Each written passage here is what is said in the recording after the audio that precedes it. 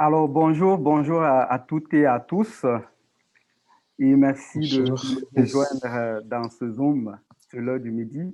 Je suis Touendé Roland Ouedraogo, étudiant au doctorat en droit, et je vais être l'animateur principal de cette conférence. Alors, qui est la dernière de notre série de conférences sur le thème des 60 ans d'indépendance des États africains, bilan et perspectives. Un rappel, c'est une série de conférences qui est organisée par les cycles supérieurs en droit, donc de l'UQAM, pour souligner donc cet anniversaire de l'indépendance des États africains.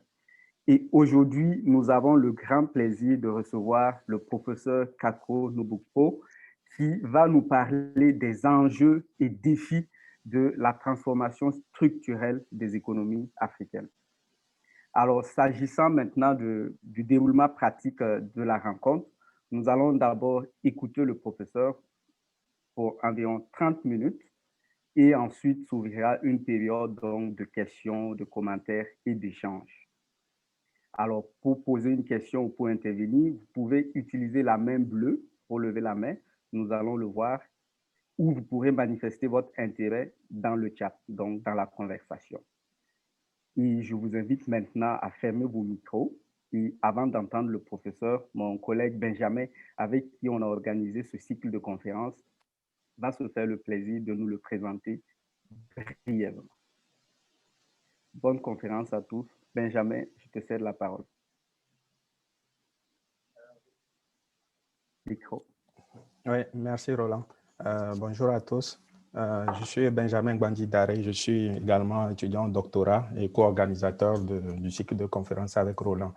Alors aujourd'hui, comme il le disait, nous avons la chance d'avoir avec nous le professeur Nobukpo. Alors, je vais vous le présenter juste en quelques mots brièvement. Je vais essayer, c'est pas simple.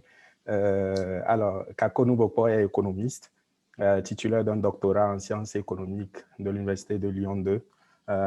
Est professeur des universités, membre du Conseil africain et malgache pour l'enseignement supérieur, CAMES.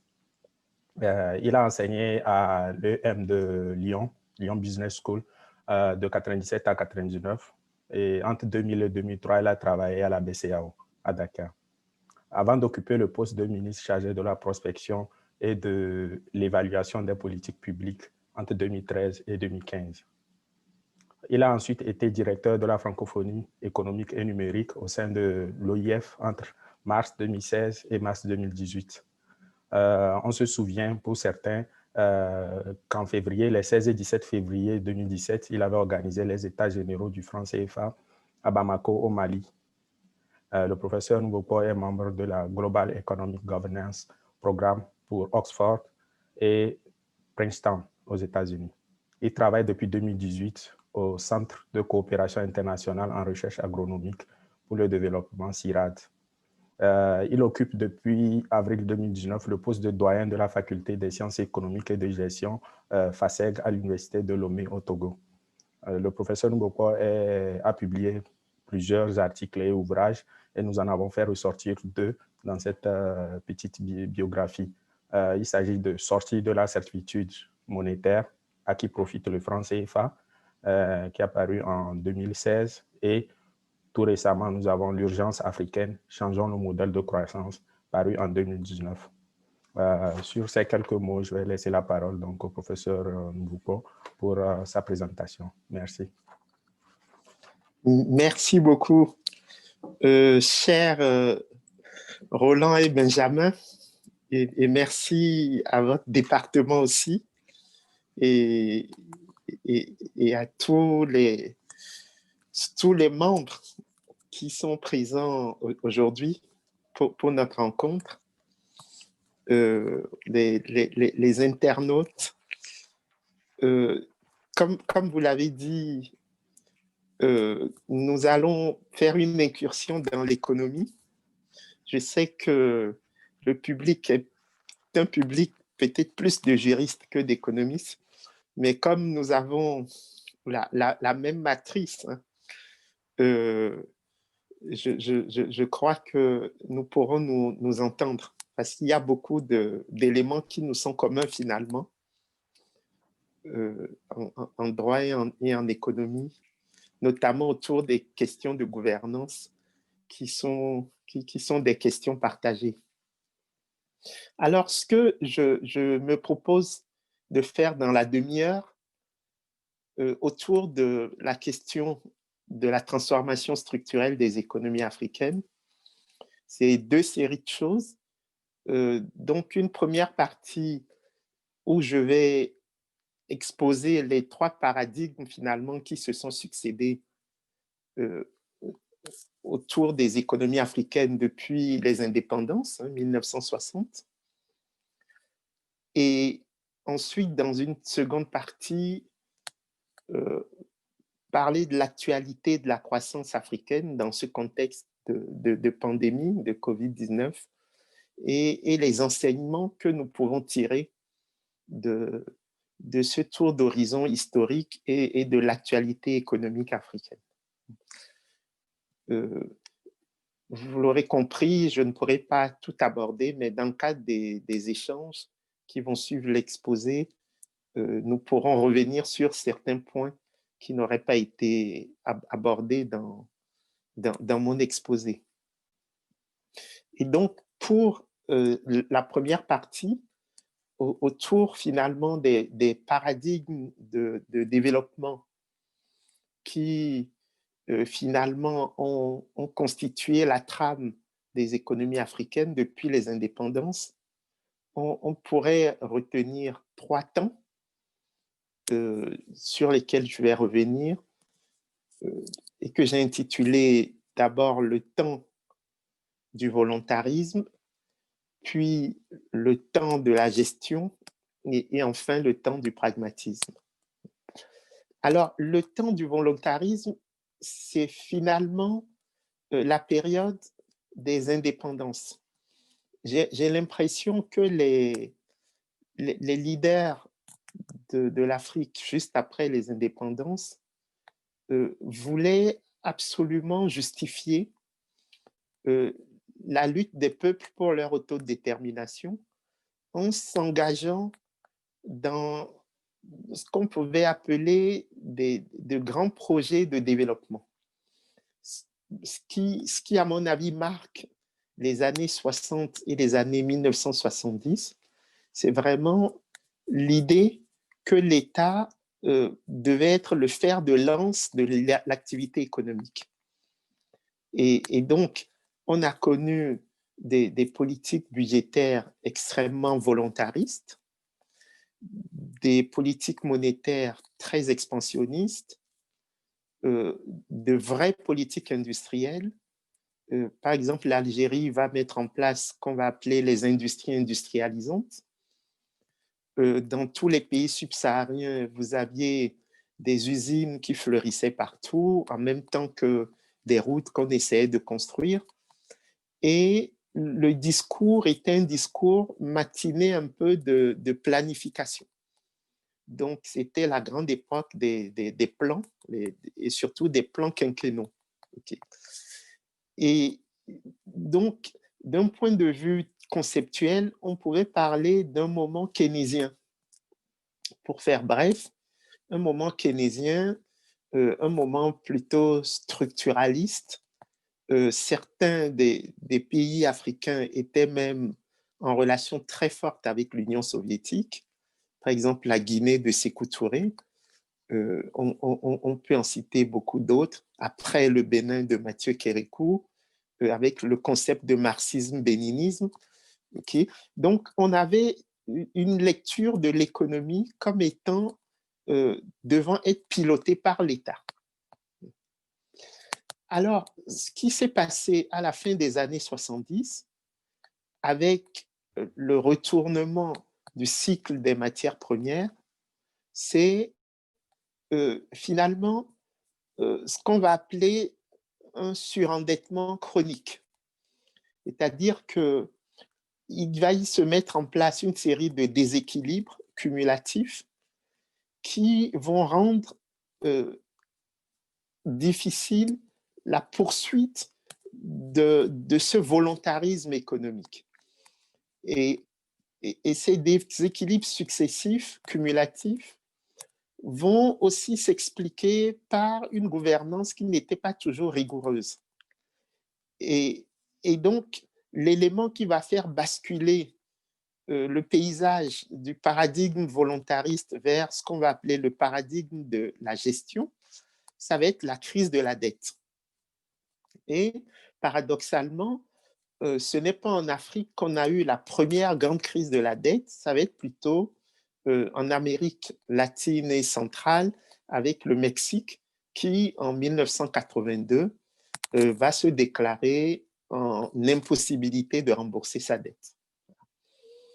Et il faut dire que cette crise de la dette a été d'autant plus douloureuse que nos États s'étaient endettés à des taux d'intérêt variables dans les années 1960, où les taux d'intérêt étaient très bas, autour de 4 à 5%, mais devaient finalement rembourser à la fin des années 1970 à des taux d'intérêt à 2 chiffres, parce que le gouverneur de la Réserve fédérale américaine, Paul Volcker, pour juguler l'inflation issue des 2 crises pétrolières, celle de 73 et celle de 79, va augmenter de manière drastique les taux d'intérêt américains, les taux directeurs de la Fed. Et donc, on s'est retrouvé à devoir rembourser à des taux de 14-15% un endettement contracté à des taux de 4-5%.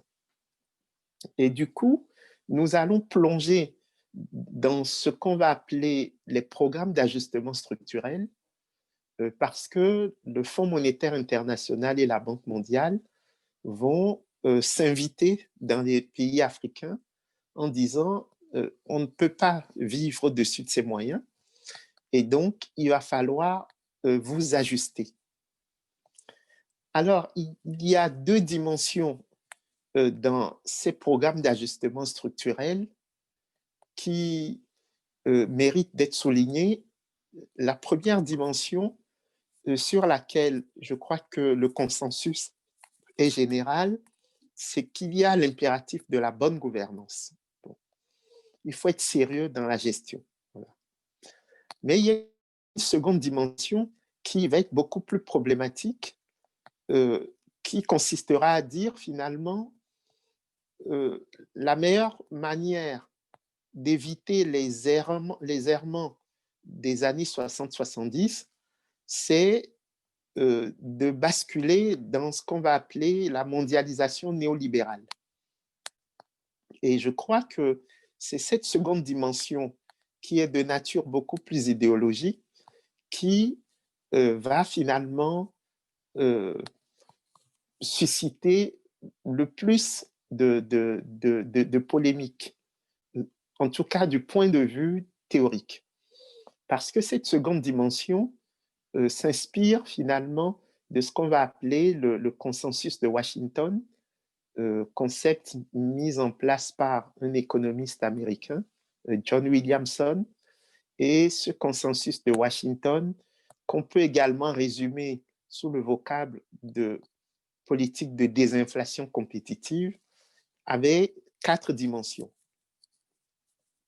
La première dimension, c'est une politique budgétaire budgétariste, c'est-à-dire que le seul objectif qu'on va assigner à la politique budgétaire, ça va être l'assainissement des finances publiques. Parce qu'on suppose que les déficits budgétaires qui deviennent des dettes à la fin de chaque année ne pouvaient plus être supportés. Et donc, on va aller dans l'optique de l'assainissement des finances publiques. Le deuxième élément des politiques de désinflation compétitive, c'est une politique monétaire monétariste. Qu'est-ce que ça veut dire? Ça veut dire que le seul objectif qu'on va assigner à la politique monétaire, c'est la stabilité des prix, conformément aux leçons de Milton Friedman, qui était le chef de file des monétaristes et qui a vraiment mené une guerre sans merci contre le keynésianisme, qui était beaucoup plus volontariste dans l'utilisation de la monnaie comme outil de croissance et de développement. Et donc, on va adopter des politiques monétaires qui n'auront comme seul objectif que la lutte contre l'inflation. Le troisième élément des politiques dites de désinflation compétitive, c'est une politique de réduction des coûts de production, notamment le coût du travail, c'est-à-dire le salaire. C'est ce qui va expliquer que dans la plupart des fonctions publiques africaines, il y aura le blocage des salaires et quelquefois même l'éviction, entre guillemets, du trop plein de fonctionnaires. En tout cas, l'idée, c'était que la masse salariale soit relativement faible, en particulier au regard des recettes fiscales. Et donc, cette troisième dimension est une dimension qui aura un côté humain très difficile, puisque dans tous nos pays, on verra une paupérisation massive, puisque, comme vous le savez, derrière chaque fonctionnaire, vous avez une dizaine, sinon une vingtaine de personnes qui dépendent d'un seul salaire. Et la quatrième et dernière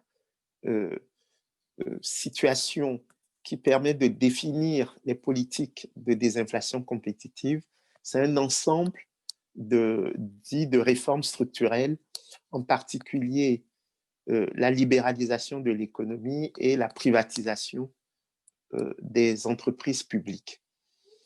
Et ce processus de privatisation des entreprises publiques va être un processus complexe dans la mesure où ceux justement qui étaient à l'origine de la mauvaise gouvernance qui nous a conduit au surendettement étaient les seuls suffisamment dotés en ressources financières pour acheter les entreprises publiques qu'on voulait privatiser. Et du coup, dans beaucoup de nos pays, des monopoles privés se sont finalement ou ont succédé à des monopoles publics. Mais comme vous le savez bien, le monopole privé, son surplus pour le consommateur est beaucoup plus faible que les situations de concurrence pure et parfaite, et même les situations de monopole public, puisque les monopoles publics peuvent être gérés à la tarification au coût marginal ou au prix de gestion à l'équilibre, alors que les monopoles privés veulent maximiser leurs profits. Et donc, ces quatre éléments qui définissent le consensus de Washington vont être le cœur de toutes les politiques économiques en Afrique des 40 dernières années, avec des variations sémantiques. On va parler de dynamique d'ajustement à visage humain, on va parler de facilité pour la croissance et la réduction de la pauvreté. On ira même jusqu'à parler dans les années 2010 d'initiatives en faveur des pays pauvres très endettés, mais il n'empêche, ce sont des tentatives de sauvetage du consensus de Washington qui, avec la crise des subprimes en septembre 2008, va connaître, de mon point de vue, un véritable coup d'arrêt, puisque le reste du monde, en particulier le monde développé, va avoir recours à l'État comme prêteur en dernier ressort, eu égard à la faillite du système financier international.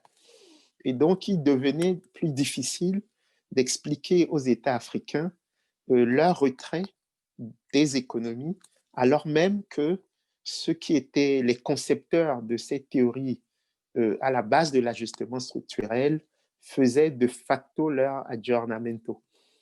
Et du coup, on va rentrer dans la troisième étape de notre cheminement paradigmatique qu'on va qualifier du temps du pragmatisme. Et je pense qu'à l'heure actuelle, nous sommes dans ce temps du pragmatisme. Alors, de quoi s'agit-il?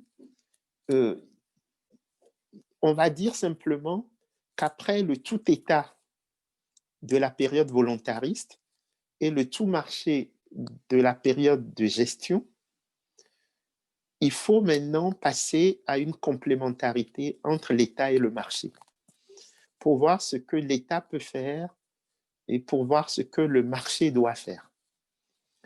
Et donc, on va avoir de plus en plus mis en œuvre des politiques où il y aura une association très forte entre le secteur public et le secteur privé. Et là, on va se mettre en place beaucoup de structures, de partenariats publics-privés, par exemple dans le secteur de l'électricité, dans le secteur de l'eau, où vous allez voir qu'on va créer des sociétés de patrimoine et des sociétés de gestion. En général, les sociétés de patrimoine restent dans le giron de l'État et les sociétés de gestion vont avoir une gestion privée. Mais même dans ce temps du pragmatisme, les problèmes ne sont pas absents, puisqu'il se pose toujours la question du périmètre idoine. Qu'est-ce que l'État peut faire et qu'est-ce que le marché doit faire? Mais il n'empêche, ce côté pragmatique de la relation État-marché permet finalement de reconnaître une diversité des trajectoires de croissance.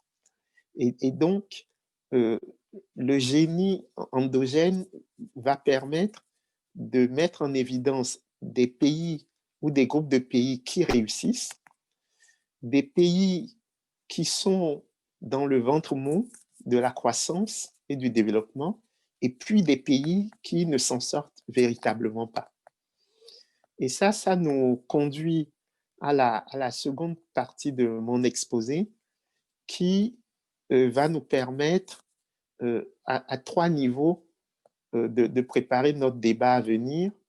C'est finalement l'actualité de la croissance africaine, ce que j'appelle également les différentes incertitudes autour de cette croissance et puis les enseignements que nous pouvons tirer de ce qui se joue à l'heure actuelle. Alors, d'abord, les faits stylisés. Moi, j'en ai identifié 4 parmi d'autres autour de la croissance. Nous avions en 2019 une croissance de 3,2% du PIB et dans nos prévisions, nous comptions sur une croissance de 3,8% pour tout le continent africain en 2020. Déjà, à 3,8%, c'est relativement faible par rapport aux 7% requis pour atteindre les objectifs du développement durable, les ODD. Mais avec la crise que vous connaissez, issue de la pandémie de COVID-19, nous allons avoir plutôt une croissance négative. Alors, il y a à l'heure actuelle une bataille autour des chiffres. On va de moins 3% jusqu'à moins 12%. Mais il semblerait que la perte de croissance en 2020 pour l'Afrique, dans son ensemble, devrait être autour de 3 à 5% du PIB. Deuxième fait stylisé autour de cette croissance africaine, c'est qu'elle est contrastée. Ce qui est spécifique à l'Afrique, c'est que vous avez 6 pays, à savoir le Nigeria, l'Afrique du Sud, l'Égypte, l'Algérie, l'Angola, le Maroc,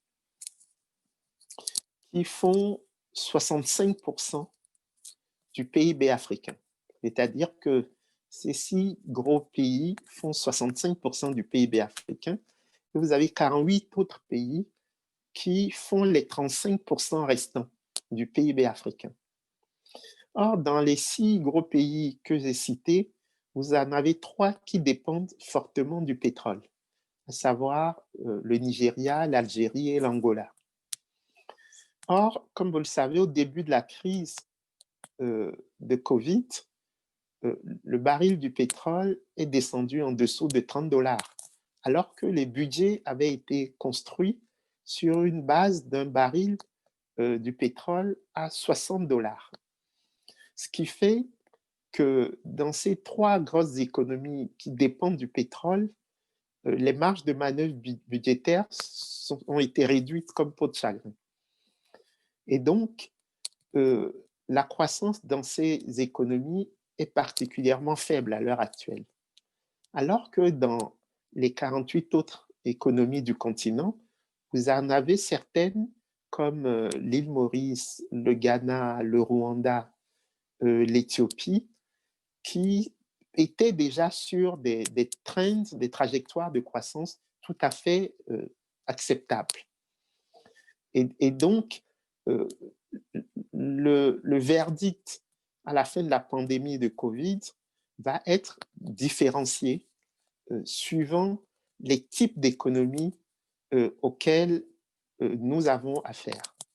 Par exemple, en Afrique de l'Ouest francophone, vous avez un pays comme la Côte d'Ivoire, premier producteur mondial de cacao, qui va avoir une croissance positive malgré la période difficile que nous vivons à l'heure actuelle.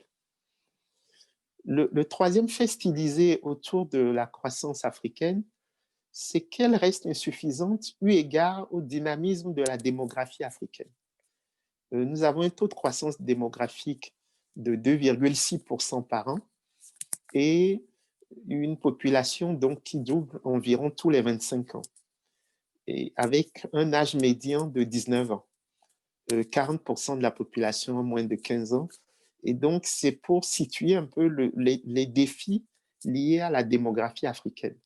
Et donc, quand vous ramenez les taux de croissance que j'ai cités tout à l'heure à cette démographie, vous voyez tout de suite que le PIB par habitant tourne autour de 1%, pas plus. Et en 2020, il sera négatif dans tous les cas de figure.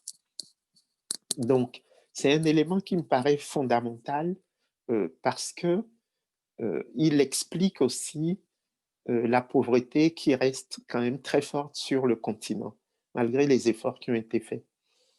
Et le quatrième et dernier point fait stylisé que je voudrais mettre dans notre discussion, qui vient finalement amplifier ce que je viens de dire, c'est qu'il y a une forte hausse des inégalités.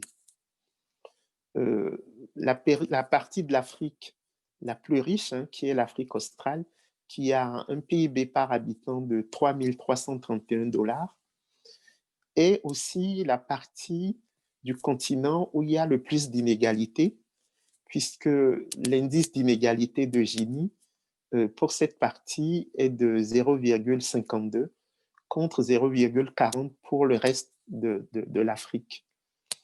Et donc, on voit bien là que, en plus de la faiblesse du PIB par habitant, on a des inégalités qui restent très élevées. Je rappelle, pour vous donner un ordre de grandeur, que dans un pays comme la France, on a un indice d'inégalité autour de 0,28. Voilà. Plus vous allez vers zéro, et en fait, plus le pays a une répartition égalitaire de la richesse. Et plus vous allez vers 1, et moins le pays a une répartition égalitaire de la richesse. Et donc, par rapport à ces 4 faits stylisés de la croissance africaine, on peut dire pour les années à venir qu'il y a 4 incertitudes majeures. 4 incertitudes majeures. La première incertitude, c'est l'état de la demande mondiale. À l'heure actuelle, nous ne savons pas quelle va être la demande mondiale qui va s'adresser à l'Afrique eu égard à la pandémie. Parce qu'on a 4 points sur lesquels nous n'avons pas une visibilité très forte. C'est le cours des matières premières. Au début de la crise, les cours avaient plongé, ils semblent remonter, mais jusqu'à quand, nous ne savons pas exactement. Il y a la question des recettes touristiques. Avec la fermeture du monde, et l'arrêt pratiquement de tous les déplacements, notamment en avion. Le transport aérien est complètement cloué au sol. Il y a des pays comme le Sénégal, le Kenya, la Tanzanie, qui vivent essentiellement du tourisme, qui sont pratiquement à sec. Et donc, les recettes touristiques, comme vous le savez, ce sont des recettes d'exportation. Quelque part, aujourd'hui, elles n'arrivent plus. Le troisième point qui nous paraît compliqué par rapport à l'incertitude liée à la demande, c'est la question du transfert des migrants. La Banque mondiale pense que l'Afrique va perdre à peu près 20% des transferts des migrants qu'elle avait l'habitude de recevoir, du fait de l'arrêt ou du ralentissement de l'activité dans le reste du monde. Et puis enfin, quatrième et dernier point, par rapport à l'incertitude liée à la demande, c'est les flux d'aide publique au développement. Vu que les pays riches eux-mêmes sont obligés de dépenser énormément en termes de filets de sécurité pour des populations, on ne sait pas s'ils pourront maintenir les flux d'aide publique qu'ils offrent aux pays africains en temps normal. Et donc, ces quatre éléments font que la demande mondiale reste très incertaine et donc son impact sur l'Afrique. Le deuxième point d'incertitude lié à la croissance africaine est relatif aux conditions de financement. Juste avant le début de la pandémie de Covid, les politiques monétaires dans le monde commençaient à se resserrer. Disons qu'on arrivait à la fin de ce qu'on appelait le cycle de l'assouplissement quantitatif, le quantitative easing. Et donc, les grands pays comme les États-Unis et même la Banque centrale européenne commençaient à resserrer les conditions de financement.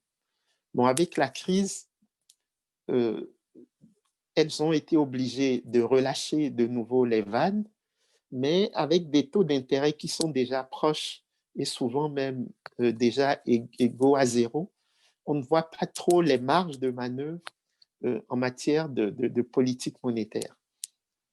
Et donc, pour l'Afrique, les conditions de financement international, a priori, devraient être bonnes, mais nous ne sommes pas à l'abri d'un retournement du cycle financier.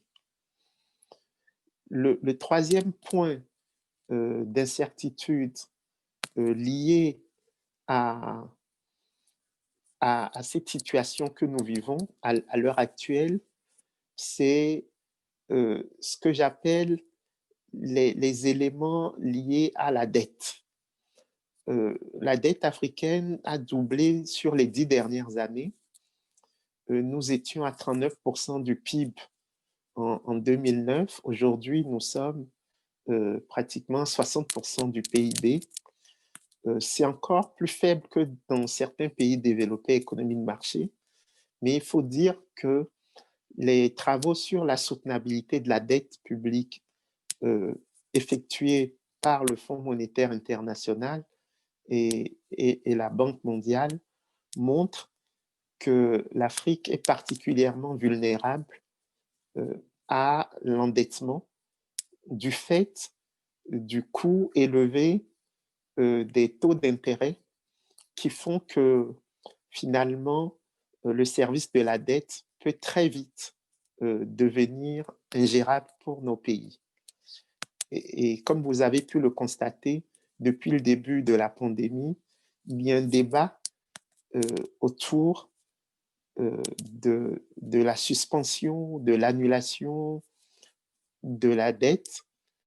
Et la dernière réunion du G20, donc du 20 novembre, donc il y a juste quelques jours, a mis en place ce qu'on appelait l'ISSD, l'initiative sur la suspension de la dette, ou en tout cas du service de la dette pour que les États aient quand même un peu de marge de manœuvre budgétaire pour faire face aux dépenses issues de la pandémie. Et là, nous avons eu ces derniers mois un débat très intéressant entre le Bénin et le Sénégal. Le Bénin refusant l'idée même de moratoire ou d'annulation de la dette parce que s'étant essentiellement endetté sur les marchés, a peur qu'il y ait une prime de risque très élevée lorsqu'il voudra revenir sur le marché si on actait le principe de l'annulation de la dette. Et puis le Sénégal, qui a un profil d'endettement beaucoup plus traditionnel, donc plus vers les bailleurs traditionnels, le Club de Paris ou le FMI, la Banque mondiale, étant plutôt un grand partisan de l'annulation de la dette.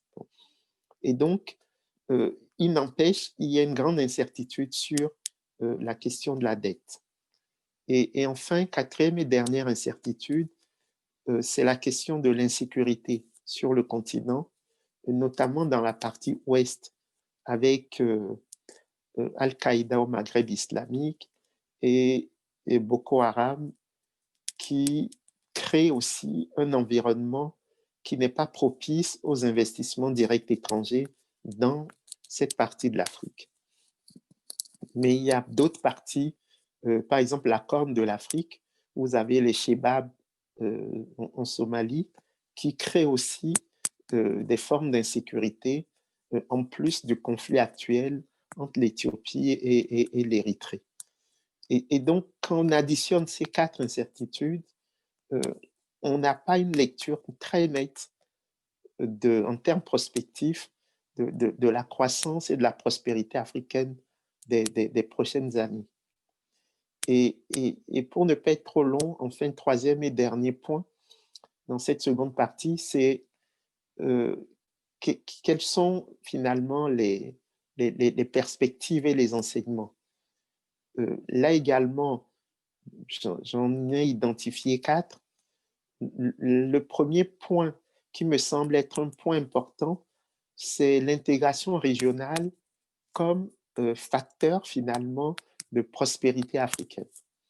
On voit bien que l'intégration régionale permet de mutualiser les risques.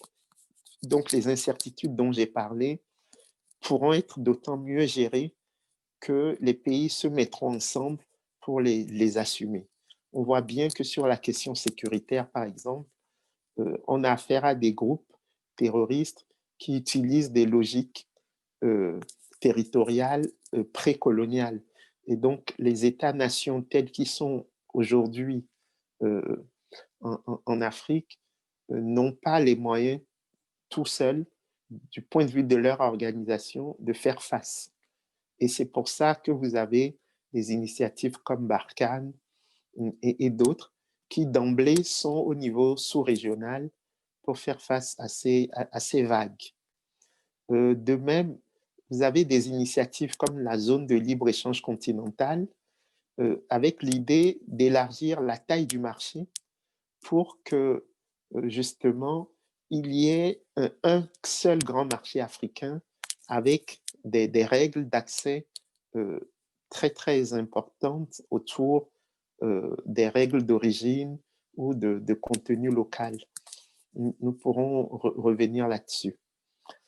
Et donc, je crois que le processus d'intégration régionale en Afrique à l'heure actuelle est un puissant moteur de mobilisation autour même d'un narratif très fort qui est finalement le retour du panafricanisme qu'on avait connu au moment des indépendances, mais qu'on a abandonné durant toute la période de l'ajustement structurel. Et donc, on revient aujourd'hui avec un narratif très fort autour du panafricanisme. Et je crois que c'est quelque chose qui n'est pas anodin, surtout quand on voit que dans des pays comme la Chine, on a un narratif autour des nouvelles routes de la soie, ce qu'on a appelé l'initiative BRI, Belt and Road Initiative. Et donc, je crois qu'on est dans une phase où l'Afrique recommence à se penser comme une totalité. Le deuxième enseignement que nous pouvons tirer de toute cette séquence, c'est qu'il est impératif de redonner des marges de manœuvre aux politiques publiques africaines. Ce que nous constatons, c'est que la réponse africaine à la pandémie de Covid, c'est à peu près 5% du PIB africain, contre 20% pour le reste du monde. Mais ce n'est pas surprenant parce que nos marges de manœuvre en termes de politique budgétaire, en particulier le caractère étroit de l'espace fiscal, et en termes de politique monétaire, sont très faibles et donc n'arrivent pas à faire face aux défis de l'heure. Donc, ça, c'est vraiment un point sur lequel il faudra qu'on continue de travailler. Comment élargir les marges de manœuvre pour les politiques publiques. Le troisième point qui me paraît important en termes d'enseignement, c'est finalement la promotion des circuits courts. Donc, le développement de l'économie locale. On voit bien à la faveur de cette pandémie que ce qui sauve aujourd'hui les populations africaines, notamment urbaines, c'est la petite agriculture périurbaine. Et donc, ce ne sont pas les importations massives venant de l'autre bout du monde, puisque justement, avec l'arrêt du transport aérien, on a vu beaucoup de rayons d'hypermarchés en Afrique subsaharienne totalement vides. Et donc, l'idée que l'Afrique doit nourrir l'Afrique est une idée qui revient vraiment à la mode et qui me semble tout à fait intéressante pour l'avenir. Et enfin, quatrième et dernier enseignement qui traverse finalement les 60 dernières années, c'est l'idée que l'Afrique doit valoriser beaucoup plus ses matières premières. C'est quelque chose qui paraît fondamental parce que continuer l'insertion primaire au sein du commerce international, c'est-à-dire exporter sans transformer les matières premières, c'est quelque chose de suicidaire dans la mesure où vous ne créez pas d'emplois alors même que vous avez une jeunesse qui a besoin d'emplois et vous dépendez de plus en plus du reste du monde pour vos approvisionnements. Et donc, j'ai l'habitude de dire, il ne faut pas que les chaînes de valeur mondiales soient des chaînes de dépendance pour l'Afrique. Et je crois que le moment est venu. On dit que chaque crise est une opportunité pour tirer des enseignements de ce que nous observons depuis longtemps, mais qui aujourd'hui prend une acuité toute particulière. C'est l'impératif de valorisation sur place de nos matières premières. Donc, voilà le tour d'horizon que je voulais faire pour préparer notre session de questions-réponses. Pardon d'avoir été un peu long. Merci. Merci beaucoup, professeur. Ça n'a pas été long puisque c'était tellement intéressant de vous écouter. Alors, on va ouvrir maintenant donc une session de questions-réponses. Comme indiqué au début, vous pouvez donc utiliser la main bleue pour manifester votre intérêt dans le chat et on va prendre les tours de parole. Donc, ça sera du tic au tac. Voilà. Posez votre question et le prof répondra et ainsi de suite. Alors, qui se lance pour briser la glace? Je vois Aruna. Alors, ouvrez votre micro et allez-y, monsieur Aruna. Merci beaucoup. Vous m'entendez, j'espère? Oui. Okay. Merci. J'ai suivi avec intérêt l'intervention du professeur. C'est très instructif. Et mon attention est vraiment allée sur l'intégration africaine avec la question de la résurgence du panafricanisme. Et il y a une question qui a germé un peu à mon esprit, c'est celle qui suit. Quel est le lien que vous faisiez, professeur, entre la zone de libre-échange continentale et l'insertion des pays africains dans les chaînes de valeur? Parce que actuellement, je crois que on est dans un processus d'intégration et la zone de libre-échange continentale aussi fait partie des étapes du processus d'intégration qui se terminera par la communauté économique africaine. Merci pour ça. Merci beaucoup. Oui, à l'heure actuelle, pour cette zone de libre-échange continentale dont l'horizon est reporté du fait de la pandémie, le pari, c'est de dire que la production africaine devrait approvisionner le marché africain. Donc, je crois que c'est quelque chose de très important, puisque, comme vous le savez, en 2050, nous serons 2 milliards en Afrique, et donc l'Afrique sera la prochaine frontière de croissance du monde. Et il serait dommage que ce soit les autres continents qui profitent du marché africain. Et c'est pour ça que dans la mise en place de cette zone de libre-échange continentale, l'accent est mis sur les règles d'origine. Et aujourd'hui, la clause, c'est de dire qu'il faut au moins 60% de produits locaux pour qu'un produit puisse être admis dans le cadre de cette zone de libre-échange continentale. C'est clair que si cette zone fonctionne bien, nous allons réduire notre dépendance vis-à-vis des chaînes de valeur mondiales, ou à tout le moins, nous pourrions remonter dans ces chaînes de valeur. Ce qui se pose aujourd'hui problème, c'est que notre insertion dans ces chaînes de valeur, elle est très, très basse. Et du coup, les termes de l'échange étant ce qu'ils sont, il faut que nous exportions énormément pour pouvoir importer un minimum de produits transformés. Parce que c'est vraiment ce qu'on appelle la loi de Préby-Singer, et que les prix à l'exportation des matières premières en tendance diminuent, alors que les prix à l'importation des produits transformés en tendance augmentent. Et donc, vous avez une dégradation des termes de l'échange sur longue période. Et donc, nous ne pouvons pas, si nous voulons rester dans la compétition mondiale, assister sans rien faire à cette dégradation progressive.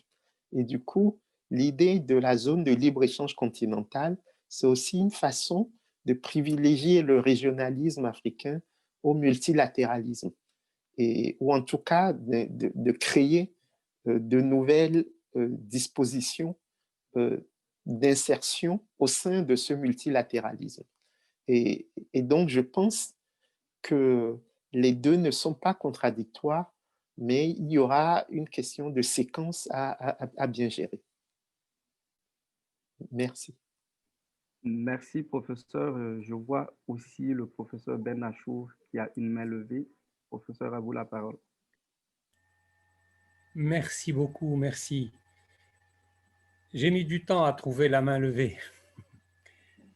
Merci, professeur. Franchement, je vous dis du fond du cœur merci, parce que c'est très rare d'écouter, nous juristes, des économistes avec tellement d'intérêt, parce que vous savez être pédagogue, vous savez parler le langage qu'il faut, et j'ai été très intéressé, j'ai pris note de tout ce que vous avez dit comme un studieux étudiant en première année d'économie politique, et votre présentation est réellement intéressante, avec une synthèse très, très, très riche et très performante, je dirais. Donc, je vous remercie infiniment. Moi, j'ai parlé avant vous la semaine dernière, je crois, où il y a quelques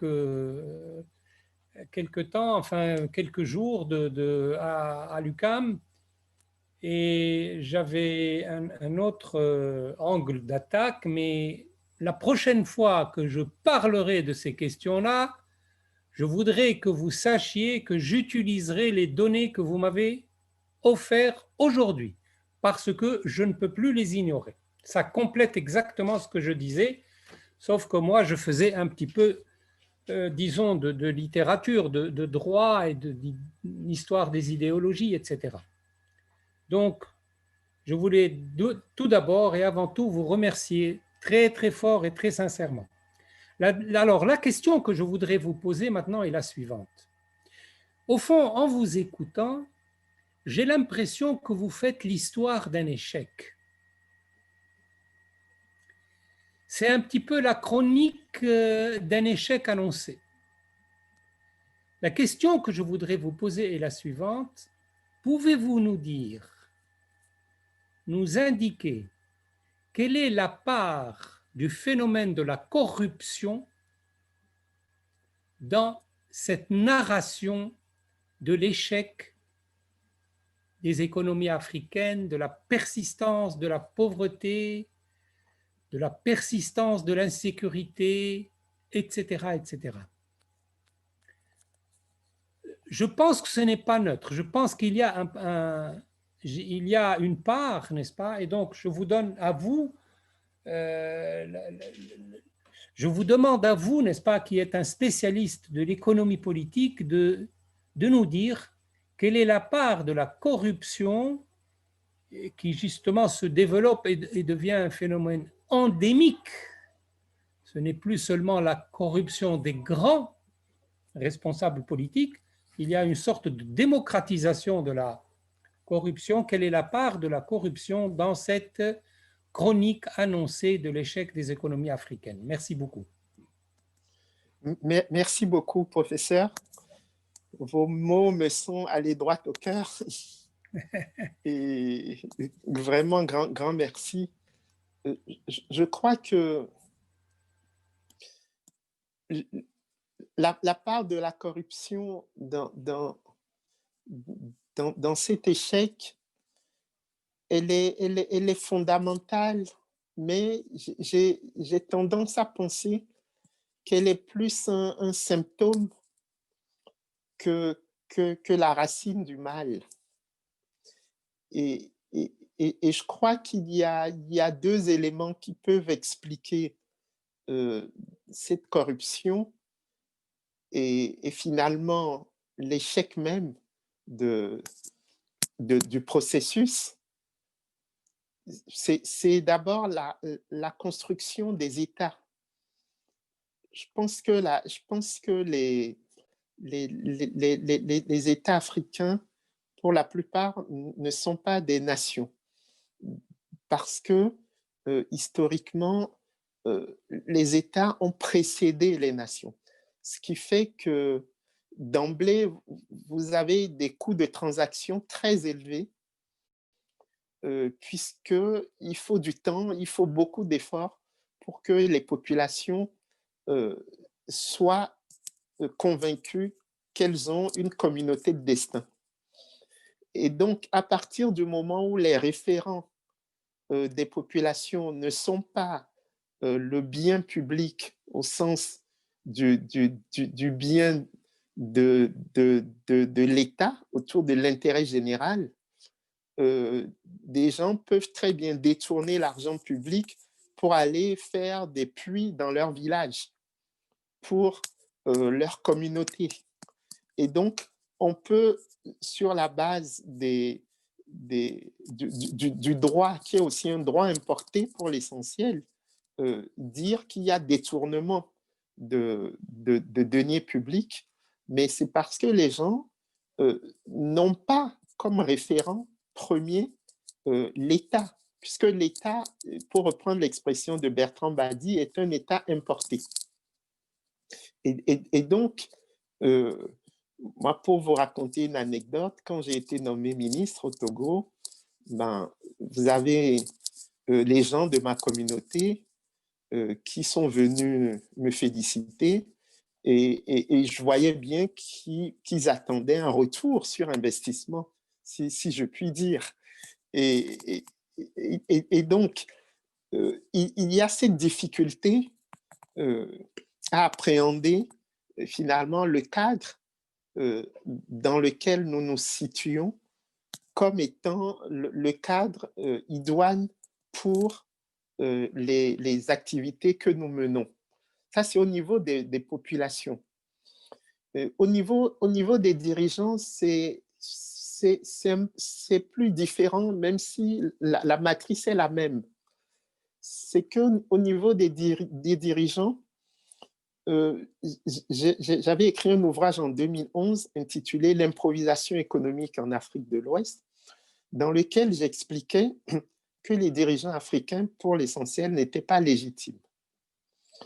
Ils ne sont pas légitimes parce que les modes de désignation de ces dirigeants sont tels qu'on choisit des dirigeants que l'Occident veut voir. Et donc, cette extraversion qui est consubstantielle à l'élite africaine fait que nous qui sommes dans l'élite, nous ne rendons pas compte à nos compatriotes, aux populations à la base. Donc, nous rendons compte à ceux qui nous décernent la légitimité qui est la nôtre, c'est-à-dire le reste du monde. Bon. Donc, à partir de là, vous n'avez pas de pression qui vient de la base pour un comportement vertueux. Il vous suffit de négocier avec ceux qui vous mettent au pouvoir, ceux qui vous permettent de rester au pouvoir, les modalités de la gouvernance qui leur paraît acceptable et en conformité avec ce qu'ils attendent de vous. Et donc, le mode de construction historique des élites africaines explique aussi pourquoi ce phénomène de corruption peut prévaloir, peut se pérenniser sans qu'il n'y ait trop de révolte populaire. Et donc, on se retrouve dans un système dans lequel le peuple vit son histoire et dans lequel les dirigeants vivent aussi leur histoire. Le problème, c'est que ce n'est pas la même histoire. Et c'est pour ça qu'on a cet échec que vous relevez si bien. C'est qu'il faudrait que ce soit la même histoire.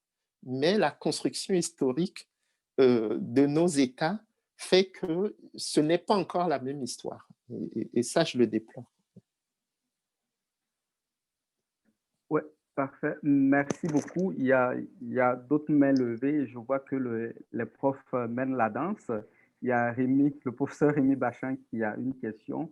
Ensuite suivra la professeure Djenaba Ndiaye, puis Benjamin et ensuite Aruna. Merci Roland. Merci pour la conférence. Je ne répéterai pas ce que mon ami Yad Ben-Achour vient de vous livrer comme compliment, mais ça reflète quand même assez bien ce que je pense de votre conférence. Merci encore d'avoir accepté notre invitation. En fait, bon, pour vous replacer, moi, j'enseigne le droit économique international et je vois qu'on a énormément d'analyses communes. J'avais parfois l'impression de m'entendre parler, surtout dans la première partie.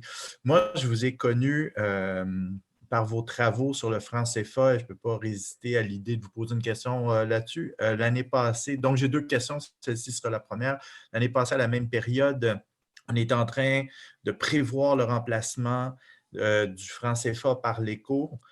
Certains étaient déjà sceptiques et puis la pandémie est arrivée et on n'en a plus vraiment entendu parler. Donc, quelles sont vos impressions par rapport à ça? Est-ce que ce projet est encore réaliste? Est-ce que ça va arriver prochainement malgré les oppositions qui dévoilent bien des intérêts cachés, à mon avis? Et la deuxième question, vous avez parlé de la zone de libre-échange continentale. Les États-Unis sont actuellement en train de chercher à y mettre un pied avec un accord bilatéral avec le Kenya qui fait parler beaucoup de lui, pas nécessairement toujours pour les bonnes raisons. Vous avez parlé de la Chine, la nouvelle route de la soie qui cherche aussi à prendre de plus en plus de place. On a les anciennes puissances coloniales, etc. Donc, ma question est la suivante.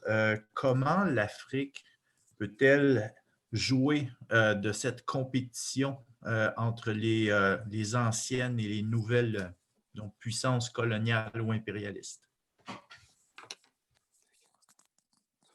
Merci beaucoup. Grand merci pour les deux séries de questions.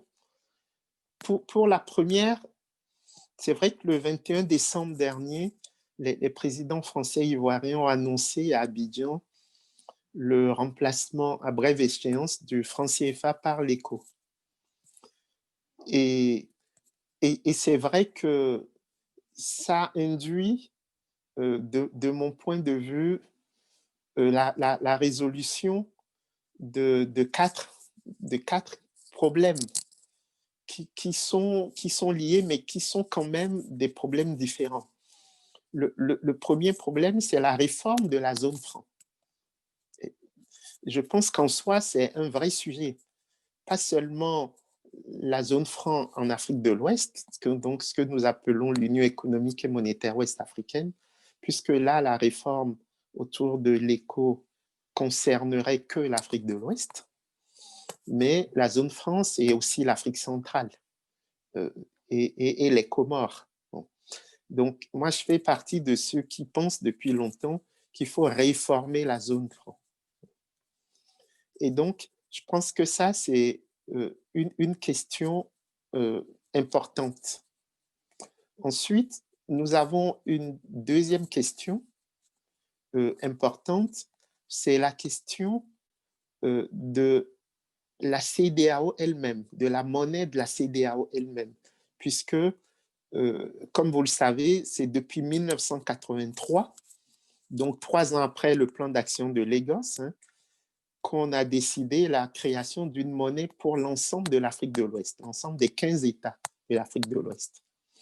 Et en 2002, on avait opté pour la création d'une seconde zone monétaire en Afrique de l'Ouest qu'on appelait la ZMAO, donc qui recoupait les pays surtout anglophones de l'Afrique de l'Ouest, autour du Nigeria, du Ghana, du Libéria, de la Gambie, du Sierra Leone, etc.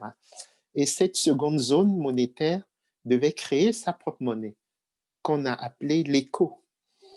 Et l'idée, c'était que cet ECO devait fusionner à terme avec le franc CFA pour créer la monnaie de l'ensemble de la CEDEAO. Mais on est allé de report en report. Et donc là, on se retrouve dans une situation où l'ECO originel n'a jamais pu être créé, mais où les pays francophones annoncent que leur monnaie CFA va devenir l'ECO. Et du coup, ça crée une incertitude.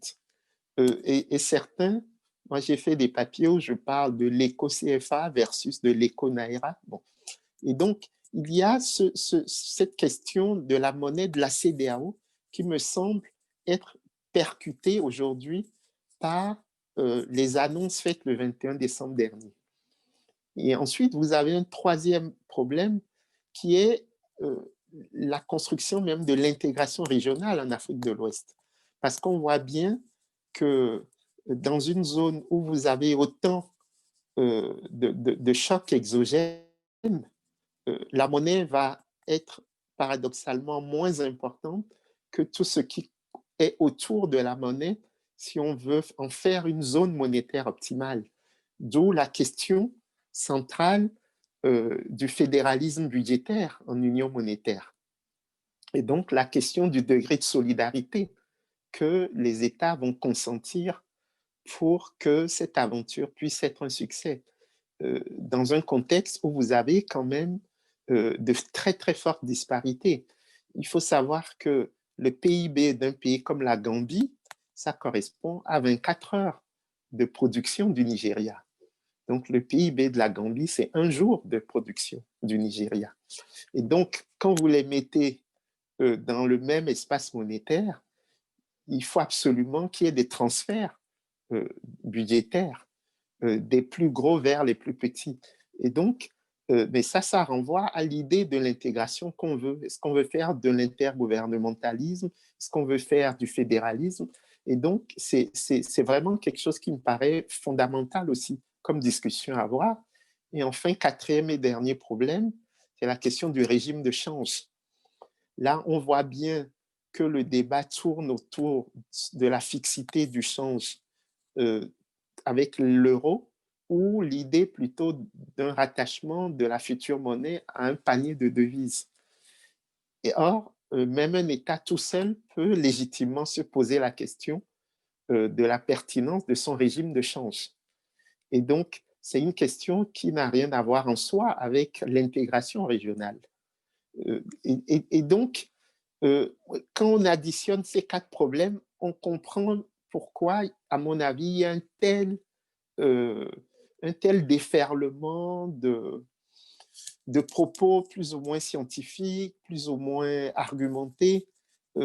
Mais je crois qu'on aurait tous intérêt à déconstruire d'abord les questions qui sont dans le jeu afin de reconstruire les choses et d'y aller de façon progressiste. Enfin, moi, c'est un peu ma lecture des choses.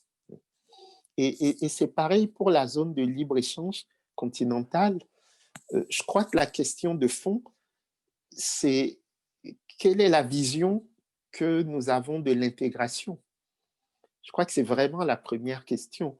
Comme vous le savez, le Nigeria, par exemple, ne voulait pas signer le traité pour la zone de libre-échange parce que le Nigeria tient absolument à protéger son industrie. Et c'est d'ailleurs pour ça que le Nigeria a toujours refusé de signer les accords de partenariat économique avec l'Union européenne. Et donc, finalement, le Nigeria a signé le traité de la zone de libre-échange continentale parce que la première économie d'Afrique ne pouvait pas, politiquement parlant, se mettre à l'écart d'une telle dynamique. Mais le Nigeria, il va vraiment en traînant des pieds. Et c'est là où le jeu entre les émergents et puis les anciennes puissances colonisatrices est un jeu qui n'est pas du tout simple. Et moi, ce que j'observe simplement, c'est le retour d'une forme de mercantilisme, en fait. Puisque un pays comme l'Angleterre, on voit bien, suite au Brexit, se met à négocier des accords bilatéraux avec les États. Et les anciennes colonies comme le Ghana ou comme le Nigeria, qui traditionnellement commercent beaucoup avec la Grande-Bretagne, ne voient plus trop l'intérêt d'aller dans une zone avec l'Union européenne dans le cadre des accords de partenariat économique. Et donc, il en est de même du Kenya, qui ne veut plus signer d'accords de partenariat économique avec l'Union européenne, mais qui va plutôt aller dans un accord bilatéral avec l'Angleterre. Et donc, moi, je pense vraiment qu'il faut distinguer le court terme du moyen terme. Je crois qu'à court terme, ce qui importe à nos États, c'est d'avoir des marchés, d'avoir des débouchés. Mais à moyen terme, ce qui devrait être au cœur des négociations, c'est ce qu'on pourrait qualifier de partenariat gagnant-gagnant, où les États les plus dotés accepteraient de faire du renforcement de capacité en délocalisant un certain nombre d'usines ou de process de production dans les pays africains. Ça, c'est un peu, en tout cas dans le cadre de la TICAD, c'est un peu ce que le Japon promet de faire par rapport à l'Afrique, en disant justement, vous voyez, les Chinois, ils viennent même chez vous avec leurs propres ouvriers, alors que donc il n'y a aucune compétence qui reste sur place, alors que nous, Japonais, nous voulons co-construire avec vous des formes de coopération gagnant-gagnant. Voilà. Donc moi, je pense fondamentalement qu'au-delà d'être un marché potentiel, la zone de libre-échange devrait être une opportunité pour l'Afrique de construire sa lecture de l'avenir, et c'est comme ça qu'elle pourra définir les mots d'idoine de coopération avec le reste du monde. Merci beaucoup.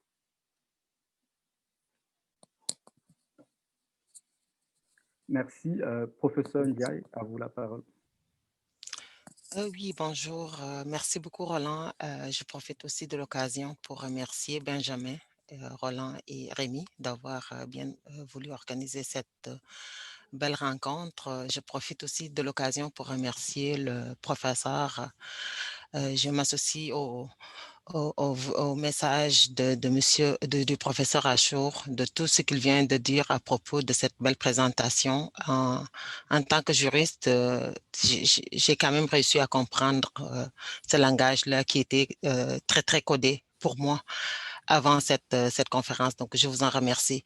Alors, moi, j'avais trois petites questions. La première, et je pense que vous l'avez déjà soulevée dans votre intervention, quand vous parlez de l'absence d'État, d'abord de la mise en place des États avant même la création d'une nation au niveau des États africains. Donc, cette disparité-là entre ces deux concepts-là que nous maîtrisons très, très bien en droit et qui permet, par exemple, au pays, je veux dire, de pouvoir mettre en place je parle juste des politiques, là, mais une vision qui, à la limite, pourra peut-être développer le pays, que ce soit du point de vue économique, social, culturel, etc.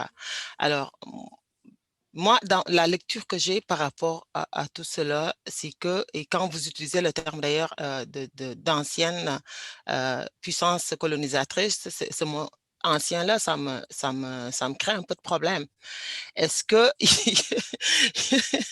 est-ce que la France est toujours voilà, une ancienne puissance colonisatrice ou pas?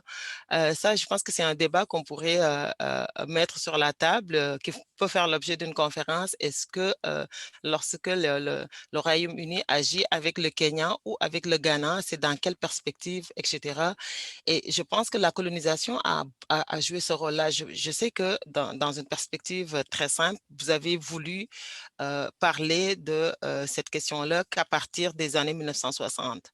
Mais je pense qu'une lecture, un passage un peu vers l'histoire donnerait peut-être quelques réflexions sur, ou bien quelques explications en tout cas de ces échecs-là que nous constatons toutes et tous là, depuis l'avènement des indépendances en Afrique.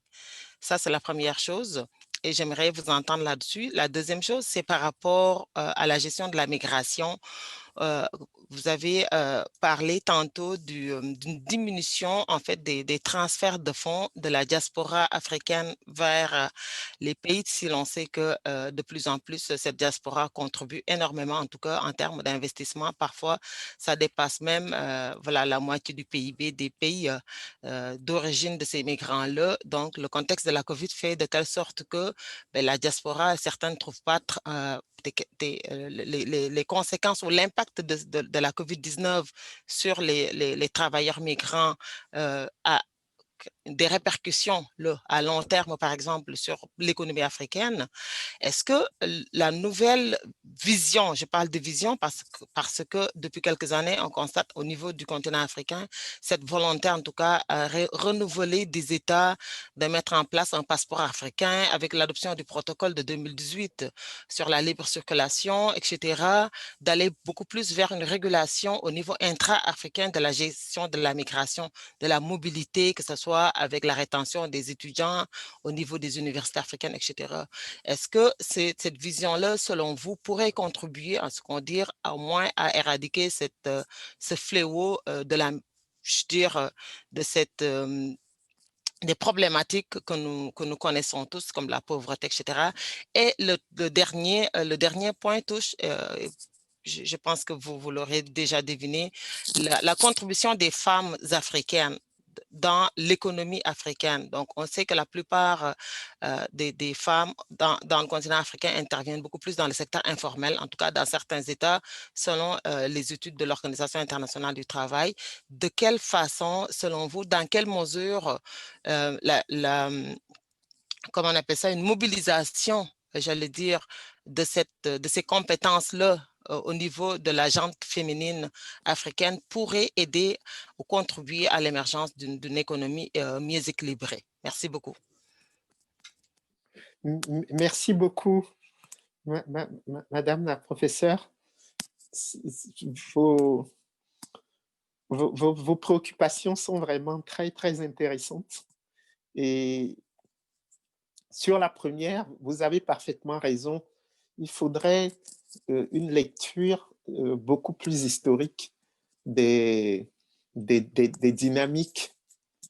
Moi, je l'observe, par exemple, sur la question monétaire, le fait que les chefs d'État des francophones des années 60, comme Félix Houphouët-Boigny en Côte d'Ivoire ou Léopold Sédar Senghor au Sénégal, avaient été ministres sous la 4e République en France, explique en partie le maintien du franc CFA après les indépendances, parce qu'il y avait un attachement viscéral à la métropole. Et c'est même Félix Houphouët-Boigny qui avait inventé le concept de France-Afrique pour dire qu'ils devaient rester ensemble.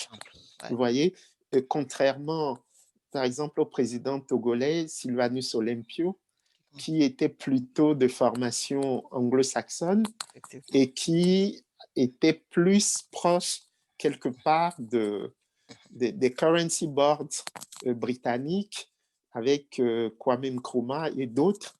Et donc, vous avez tout à fait raison. Ce que j'observe, mais là, nous n'avons pas beaucoup de temps pour échanger, mais comme vous l'avez dit, ça pourrait faire l'objet de toute une autre conférence, c'est que le système de domination perdure aussi parce que les élites africaines ont pris la place des colonisateurs. Et moi, sur le plan monétaire, c'est quelque chose que je vais bien observer. Quand vous prenez la Banque centrale des États de l'Afrique de l'Ouest, dans la manière dont c'est structuré, dans le salaire du gouverneur, dans la manière dont tout fonctionne, on a juste remplacé des blancs par des noirs, pour faire vite. Et donc, c'est pour ça que j'aime bien prendre aussi à partir de 1960 pour que les Africains quelque part, ne se réfugient pas derrière la culpabilité occidentale pour justifier leur propre défaillance. Et c'est pour ça que je parle souvent de servitude volontaire dans mes travaux sur la monnaie, justement pour que nous prenions conscience du fait que nous sommes quand même, nous devons être les acteurs de notre destin. Et donc cette facilité qui consiste à rejeter la faute sur les autres et qui revient en boucle à l'heure actuelle. Moi, j'observe énormément, notamment sur les réseaux sociaux, de propos anti-France, je trouve que c'est pas responsable. Voilà. Je ne sous-estime pas le poids de l'histoire, mais je pense que ma génération ne peut pas, 60 ans après les indépendances, se réfugier derrière cela. Sur le deuxième point, la question des migrations, là également, vous avez tout à fait raison. C'est-à-dire que si nous acceptons les principes de mobilité, d'un point de vue purement orthodoxe en économie, nous pouvons améliorer ce qu'on appelle l'allocation des facteurs. C'est-à-dire que si un Togolais pense qu'il peut plus s'épanouir au Nigeria qu'au Togo, parce que en tant qu'entrepreneur togolais, il se dit, il vaut mieux que j'ai un marché potentiel de 300 millions de personnes au Nigeria plutôt que 7 millions de personnes au Togo, eh bien, c'est quelque chose qui va être bénéfique pour toute la collectivité. Une fois qu'on a dit ça, on se rend compte de la vraie difficulté à s'intégrer dans les pays africains. Vous avez suivi comme moi les débuts de pogroms qu'il y a eu en Afrique du Sud vis-à-vis des populations, d'autres populations d'Afrique australe et même d'Afrique de l'Ouest. Okay? Ce qui a obligé le président nigérien à envoyer des avions rapatrier les ressortissants nigériens d'Afrique du Sud. Vous voyez ce qui se passe entre les populations négro-africaines et les populations du Maghreb. Tout ce qui s'est passé en Libye par rapport à l'esclavage, ce qui se passe même en Mauritanie, où la question reste encore d'actualité. Et donc, ce que j'observe aujourd'hui, c'est qu'avec en plus les questions sécuritaires, les États refusent de plus en plus, dans les faits, les abandons ou les concessions qu'ils font dans les textes. J'observe que la liberté de circulation des personnes aujourd'hui est remise en cause parce que les États disent « nous avons besoin de savoir qui rentre sur nos territoires ». Et donc, dans l'espace UEMOA, on a même créé l'Observatoire des pratiques anormales pour justement mettre en évidence les reculs que nous constatons. Et il y a même un point qui m'intéresse en tant qu'universitaire, que nous avions adopté dans le cadre de l'UEMOA, ce qu'on appelait la directive mobilité, qui fait qu'un étudiant béninois peut aller s'inscrire à l'université d'Abidjan ou de Dakar et payer les mêmes droits universitaires que les Ivoiriens ou les Sénégalais. Mais cette directive mobilité, elle n'est pas appliquée. Aujourd'hui, il n'y a que le Burkina Faso, le Niger et la Guinée-Bissau qui l'appliquent. Parce que la démographie estudiantine est telle dans chacun de nos États qu'il est très difficile, surtout pour les pays qui sont les pays les plus développés de la région. Je pense par exemple à l'université Cheikh Anta Diop de Dakar ou l'université Félix Houphouët-Boigny d'Abidjan, d'accepter d'accueillir massivement des étudiants étrangers qui paieraient les mêmes droits d'inscription que les étudiants sénégalais ou ivoiriens. Parce que moi, j'ai été ministre de la prospective. C'est triste à dire, mais quand nous faisons la prospective dans nos pays, c'est sur la base de la démographie de nos pays. Nous ne tenons pas forcément compte justement de l'arrivée potentielle massive d'étudiants de pays voisins. Et en ce sens, je crois d'ailleurs que nos exercices de prospective devraient être beaucoup plus sous-régionaux ou carrément régionaux, plutôt que chaque pays fasse son plan d'émergence, plan Sénégal émergent, le PND du Togo, du Burkina. Et donc, le problème que vous posez, c'est un problème qui est vraiment fondamental. Et le troisième et dernier point sur la contribution des femmes, c'est aussi quelque chose qui me paraît crucial, puisqu'on sait qu'on a 52% de la population qui sont constituées de femmes, et nous voyons bien les difficultés que les jeunes filles ont pour accéder à l'éducation, à la scolarité. Je dis souvent que les jeunes filles sont les variables d'ajustement du système. Et après, au niveau de l'entrepreneuriat des femmes, nous observons également ces mêmes difficultés parce que traditionnellement, les femmes n'héritent pas de la terre dans beaucoup de communautés africaines. Or, les banques demandent comme garantie pour accéder aux prêts les titres fonciers. Et donc, nous savons que les femmes, là également, sont beaucoup plus exclues que les hommes de l'accès aux services financiers. Et du coup, ça, c'est un travail qui va nécessiter aussi beaucoup d'efforts de la part, enfin, du point de vue de la mentalité.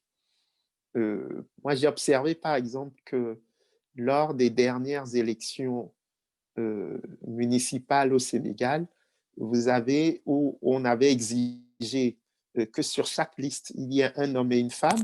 Il y a des localités dans lesquelles on a refusé que les femmes apparaissent sur les listes. Et ça s'est fait. Donc, je pense que là, on a affaire à un vrai problème de société, un vrai problème un vrai problème culturel. Au fond, un vrai problème de développement. Pour faire la distinction que je n'ai pas suffisamment faite dans mon exposé entre la croissance et le développement. Merci encore, professeur. Alors, merci. Juste un rappel, le professeur Nouboupo a une contrainte à 14 heures, donc on va devoir arrêter dans une vingtaine de minutes. Je demande aux prochains intervenants et intervenantes d'être le plus bref possible pour permettre aux autres aussi de poser leurs questions. Benjamin a laissé passer son tour. Monsieur Aruna, allez-y. Ok, merci beaucoup. On va essayer d'aller le plus rapidement possible. En fait, dans l'intervention du professeur tout à l'heure, il a parlé de débouchés. Les pays africains ont besoin de débouchés, mais on a constaté que la production est à la traîne. Donc, je voudrais savoir comment repenser la collaboration avec les États étrangers, surtout avec la collaboration avec les multinationales étrangères pour améliorer les chances d'indépendance des États africains vis-à-vis de l'aide publique. Parce que, après tout, ce sont les multinationales étrangères, surtout les minières, qui viennent développer, en tout cas qui viennent nourrir un peu l'économie africaine. Donc, voilà un peu la question. Merci. Merci beaucoup. Oui, votre question s'insère vraiment dans ce que j'essaie de montrer, c'est-à-dire l'impératif du passage d'une économie de rente ou encore d'une économie de prédation vers une économie monétaire de production. Et c'est pour ça que la problématique de la protection des marchés est une problématique qui me semble être d'actualité. Vous savez qu'à l'époque, au 19e siècle, quand Friedrich List développait le protectionnisme, c'était parce que il voulait que l'industrie allemande puisse être compétitive par rapport à l'industrie britannique. Et donc, il disait, mais si vous ouvrez les frontières allemandes, ben, l'industrie allemande va être submergée par l'industrie britannique qui était beaucoup plus forte, beaucoup plus compétitive. D'où l'idée du protectionnisme éducateur. Et moi, je pense que l'Afrique aujourd'hui n'a pas le choix.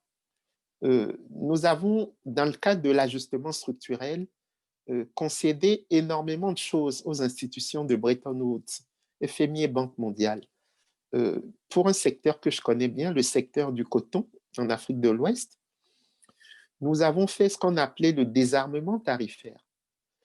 Comme vous le savez, nous n'avons que 4 banques tarifaires dans l'espace UEMOA, 0,5, 10 et 20%.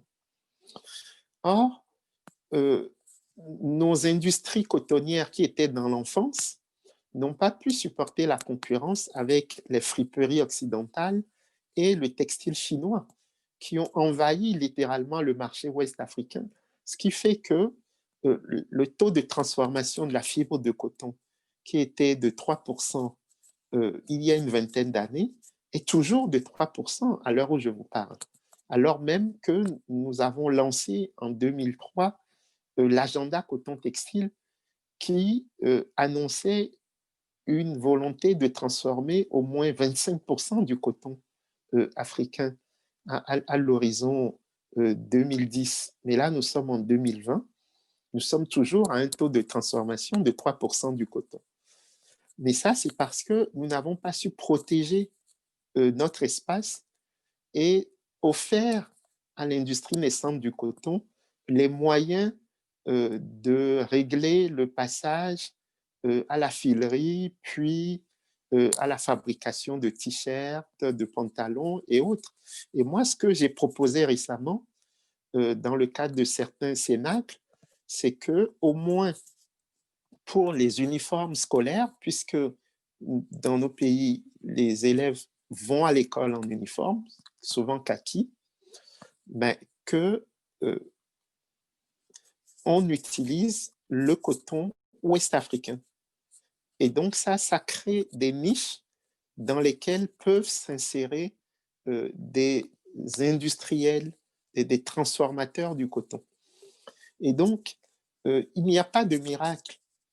Il faut identifier les filières porteuses et progressivement organiser la transformation des matières premières via de la protection, mais via aussi ce dont on a parlé tout à l'heure, une gouvernance exemplaire. Et ça suppose aussi le développement des infrastructures de transport et d'électricité, parce que vous ne pouvez pas faire de l'industrie sans électricité. Mais cette énergie, ce n'est pas forcément de l'énergie fossile. Il faudrait développer la petite hydroélectricité et puis le solaire. Et donc là, régler la question pendante de la séquestration de l'énergie solaire, puisque c'est un des défis qu'on a à l'heure actuelle. Donc, on est vraiment dans un schéma de transformation de l'économie africaine, d'une économie de rente vers une économie monétaire de production. Pourquoi je dis monétaire? Parce que tout ça ne pourra pas se faire sans financement. Or, le crédit productif, il est très difficile d'accès puisque les taux d'intérêt à l'heure actuelle en Afrique sont supérieurs à 2 chiffres. Vous ne pouvez pas accéder à un emprunt aujourd'hui à un taux inférieur à 10, 12, 14%. Et donc, même pour des économies qui peuvent croître à un rythme de 5% par an, vous voyez que vous ne pourrez pas rembourser en moyenne si vous empruntez à 12%.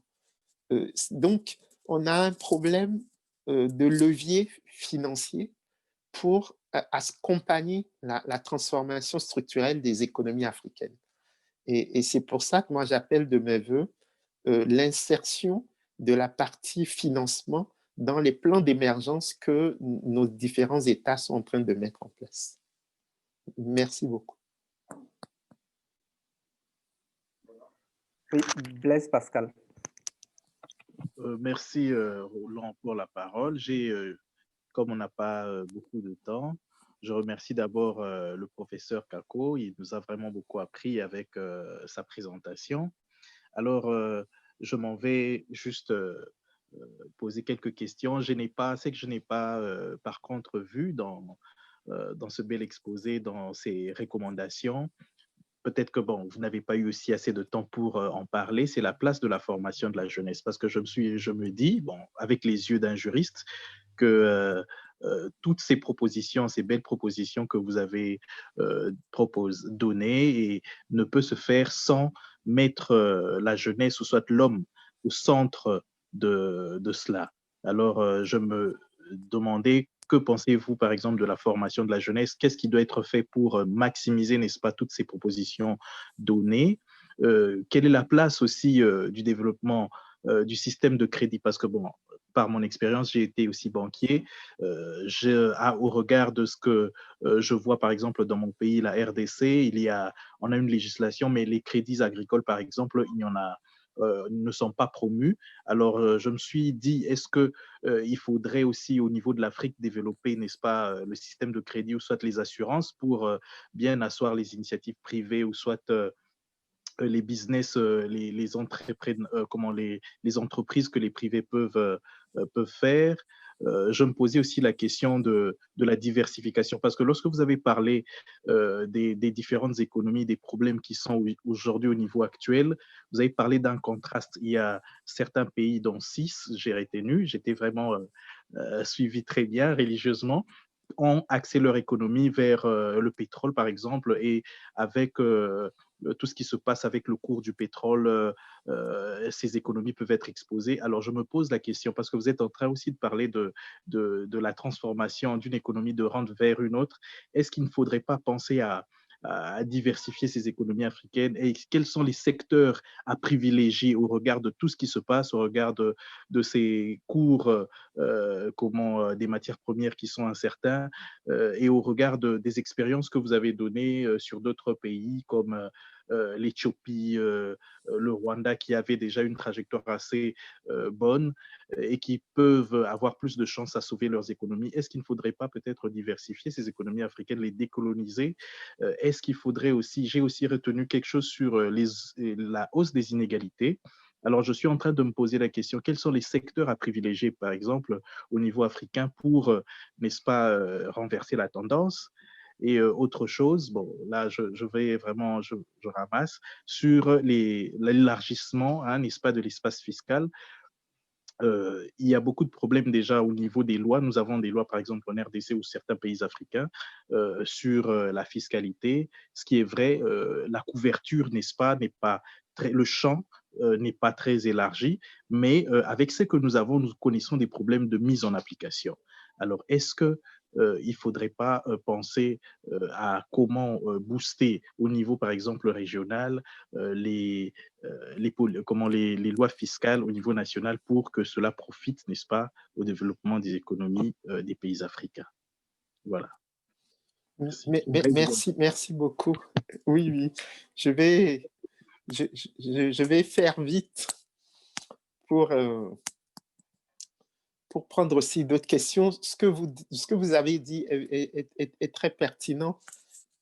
Sur la formation de la jeunesse, nous sommes vraiment au cœur de la question. Moi, je vous donne un exemple. Je suis doyen de la faculté de sciences économiques et de gestion de l'Université de Lomé. Nous avons 15 000 étudiants et honnêtement, il n'y a pas un jour qui passe sans que je ne me pose la question de savoir que vont faire ces 15 000 étudiants à la sortie. C'est aussi simple que ça. C'est-à-dire que nous n'avons pas su mettre sur pied, et ça peut se faire, hein, mais il faut s'y mettre vraiment, la formation technique. Nous sommes restés dans cette idée qu'il fallait que tout le monde ait un doctorat en économie, en sciences de gestion, en droit et tout. Et ça marche lorsque vous avez une toute petite élite, comme à la fin des années 1950-1960. Mais quand vous avez une population qui double tous les 25 ans, vous voyez que ce mode de formation ne peut pas être adapté. En revanche, il y a ce que j'appelle les angles morts du développement africain. Par exemple, on a parlé de l'industrie, mais on peut parler de l'artisanat. Il y a énormément de viviers d'emploi en Afrique. Et donc, il faudrait déjà décentraliser l'éducation pour que ce soit les compétences des territoires qui orientent le contenu des programmes. Et c'est pour ça qu'on ne peut pas penser un programme d'éducation sans penser l'aménagement du territoire. Voyez? Et de ce fait, on peut articuler la formation avec les besoins en main-d'œuvre des différents terroirs. Okay? Et je crois que le Canada est un très bel exemple, puisque quand je travaillais à l'Organisation internationale de la francophonie, j'ai pu faire des missions pour voir un peu comment fonctionnait le système de formation professionnelle au Canada, en tout cas dans la partie francophone. Donc, il nous faudrait vraiment des heures et des heures pour en parler. Nous sommes partis dans l'idée, qui est une très belle idée, finalement, de l'école gratuite pour tout le monde, ce qui fait qu'on s'est de moins en moins intéressé à la qualité de la formation. Aujourd'hui, on se retrouve avec des étudiants en doctorat qui savent à peine lire et écrire dans nos universités, parce qu'il faut que ces flux-là avancent. Et donc, on ne sait plus ce à quoi renvoient les diplômes. Mais à la fin, vous avez une masse de plus en plus importante de jeunes diplômés qui ont des aspirations légitimes par rapport aux intitulés des diplômes, mais qui n'ont pas forcément le contenu qu'on attend de ces intitulés. Vous voyez?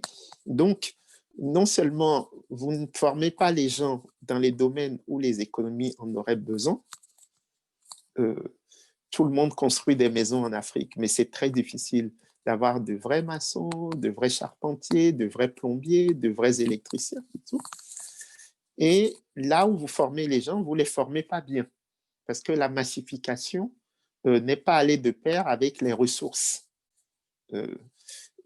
humaines en termes d'enseignants et financières aussi. Donc, c'est vraiment le cœur de la question. Il nous faudrait des heures et des heures. Et par rapport à votre deuxième préoccupation sur le crédit, je suis tout à fait d'accord avec vous. J'avais même commencé à en parler. C'est que nos banques estiment que le secteur rural est trop risqué. Et donc, vous n'avez quasiment aucune banque commerciale qui accepte aujourd'hui de financer l'agriculture. Et c'est pour ça que dans les pays qui se sont développés, vous avez de vraies banques de développement. Puisque l'enjeu à ce niveau, c'est que la puissance publique puisse assumer le risque que le secteur privé ne peut pas assumer. Okay. Mais les choses se compliquent dans nos contextes où vous avez non seulement une défaillance du marché, mais aussi une défaillance de l'État. Donc, dans des situations de double défaillance, vous voyez que c'est compliqué de trouver les véhicules institutionnels idoines pour financer l'agriculture. Et pourtant, il faudrait le faire. Moi, je viens de boucler une étude sur justement les 30 dernières années en Afrique pour voir comment se sont comportés les différents secteurs et comment l'emploi a bougé dans ces secteurs. Et on voit bien que sur 10 emplois qui ont été créés en Afrique sur les 30 dernières années, 6 l'ont été dans le secteur agricole, dans le secteur primaire. 3 l'ont été dans le secteur des services et un seul l'a été dans le secteur secondaire, l'industrie. Vous voyez? Mais quand vous voyez maintenant la contribution de ces différents secteurs à la valeur ajoutée totale, vous voyez que le secteur primaire, qui a pourtant 60% de l'emploi africain aujourd'hui, ne contribue qu'à 16% de la valeur ajoutée totale. Okay? Alors que le tertiaire, qui a 30% de l'emploi, contribue à 51% de la valeur ajoutée totale.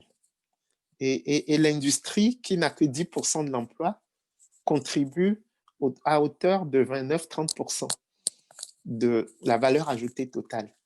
Qu'est-ce que ça veut dire? Ça veut dire que dans le secteur primaire, vous avez des gisements de productivité qui sont insoupçonnés. Et donc, de deux choses l'une, ou vous augmentez la productivité dans le secteur primaire, donc via le financement, donc la formation, le respect des itinéraires techniques, l'accès, comme vous l'avez dit, aux mécanismes d'assurance, au crédit, et donc vous augmentez la productivité du travail dans le secteur agricole, vous allez voir tout de suite l'impact sur la croissance économique générale. Ou alors, vous considérez que la productivité va être structurellement faible dans le secteur primaire, et là, vous déplacez les populations vers le secondaire ou le tertiaire, là où vous voyez que la contribution à la valeur ajoutée totale est la plus forte.